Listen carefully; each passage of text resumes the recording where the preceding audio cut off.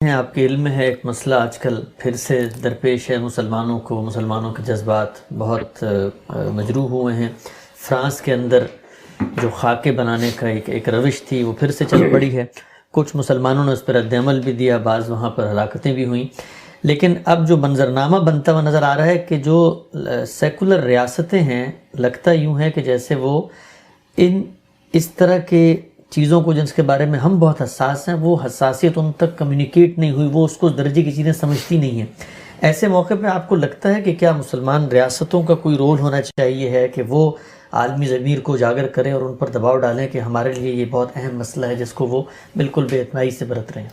میرے نزدیک تو اس سے بھی کہیں زیادہ اہم مسئلہ یہ ہے کہ رسالت مآب صلی اللہ علیہ وسلم کی ذات والا صفات کے بارے میں، دین کے معاملے میں، قرآن مجید کے معاملے میں اگر کوئی ایسی روش سامنے آتی ہے تو اس کے اسباب پر غور کیا جائے۔ یعنی یہ متعین کرنے کی کوشش کی جائے کہ کیا کوئی شخص کسی ذہنی اختلال میں مبتلا ہو گیا ہے۔ اگر وہ کارٹون بنا رہا ہے یا تضحیک کر رہا ہے یا استہزاء کا نشانہ بنا رہا ہے، کیا ہوا ہے اسے؟ قرآن مجید میں ہم دیکھتے ہیں نا کہ رسول اللہ صلی اللہ علیہ وسلم کو، آپ کی ذات کو، آپ کے صحابہ کو، آپ کی دعوت کو اسی طرح استہزاء اور تضحیک کا نشانہ بنایا گیا۔ قرآن مجید میں جگہ جگہ اس کا ذکر ہوا ہے کہ ایسے استہزاء کیا گیا، اس طرح مذاق اڑایا گیا، یہ سب معاملات ہوئے۔ تو یہ کوئی آج کی بات نہیں ہے۔ اس میں یہ دیکھا جائے کہ وہ چیز کیا ہے جو اس کا باعث بن رہی ہے۔ تو زیادہ توجہ اس بات پہ ہونی چاہیے کہ اس کی حقیقت واضح کی جائے، یعنی اسلام کی، دین کی، قرآن کی، رسالت مآب صلی اللہ علیہ وسلم کی شخصیت کی وہ کیا بات ہے، کیا پہلو ہے کہ جو اس طرح کسی آدمی کو اس سطح پر لے آیا ہے۔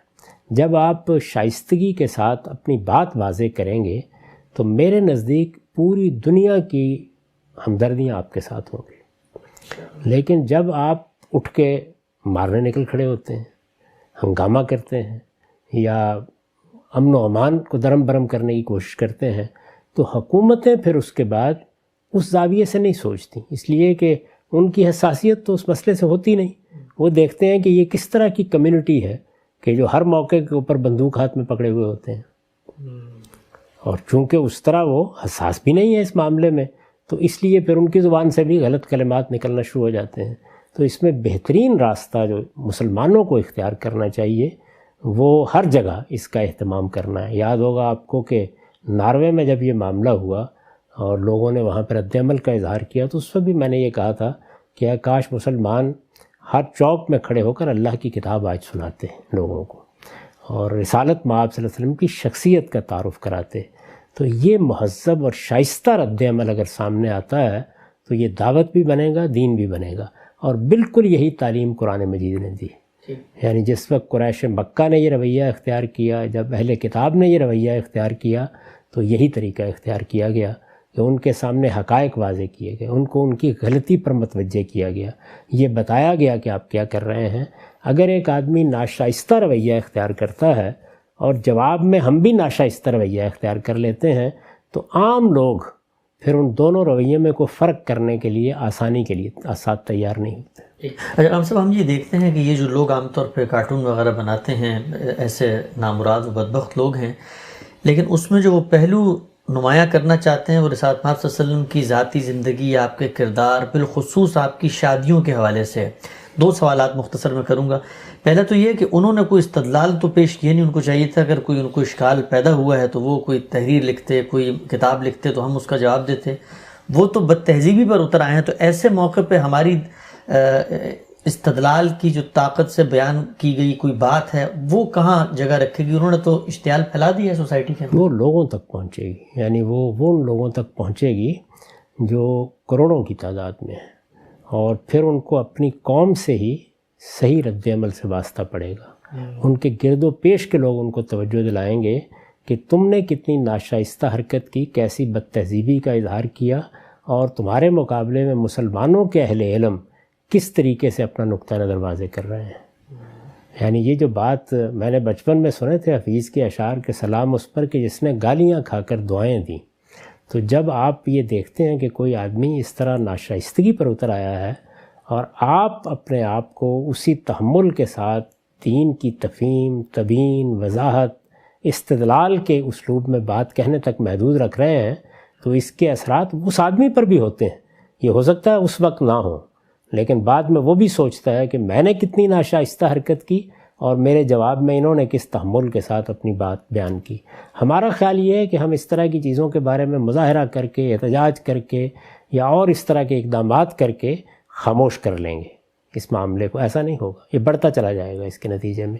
اگر آپ اس کے بالکل برخلاف استدلال کا طریقہ اختیار کریں گے، تہذیب کے ساتھ اور شائستگی کے ساتھ اپنا موقف واضح کریں گے، دوسرے کی بد تہذیبی پر بھی توجہ دلانی ہے تو اس طرح توجہ دلائیں گے کہ اس کے دائیں بائیں کھڑے ہوئے لوگ بھی پکار اٹھیں کہ تم کس پستی میں کھڑے ہوئے بات کر رہے ہو اور یہ کس بلندی کے ساتھ تمہارے ساتھ مخاطب ہیں. تو اس وقت یہی طریقہ موضوع ہے. باقی رہ گئی یہ بات کہ آپ کے پاس اگر طاقت ہے دنیا کی، آپ سپر پاور ہیں، تو پھر ٹھیک ہے، اس کو جنگی اقدام قرار دے کے آپ اس کے خلاف جنگ کا فیصلہ کر لیں. جب یہ حیثیت نہیں ہے تو یہ کیا چیز ہے؟ یعنی میں تو کبھی نہیں میں اس کو اپنی توہین سمجھتا ہوں کہ اس طرح کے لوگوں سے کوئی مطالبہ کروں، مظاہرہ کروں، احتجاج کروں. یہ کیا چیز ہے؟ میں یا استدلال کروں گا یا میرے پاس طاقت ہوگی طبیعت درست کروں گا. دونوں ہی راستے ہو سکتے ہیں. تو اس وقت مسلمان اس پوزیشن میں نہیں ہے. یعنی کیا آپ اس وقت فرانس پر حملہ کر سکتے ہیں اس پوزیشن میں؟ آپ تو اپنے قریب یہ بات نہیں کر سکتے، اپنے ملک کے اندر یہ نہیں کر سکتے. تو اس لیے وہی رویہ درست ہے جو قرآن مجید نے ہمیں مکی زندگی میں سکھایا کہ صبر کرو اور اپنی بات دلیل کے ساتھ کہو، دوسرے کی غلطی واضح کرو، تفہیم اور تبیین کا طریقہ اختیار کرو.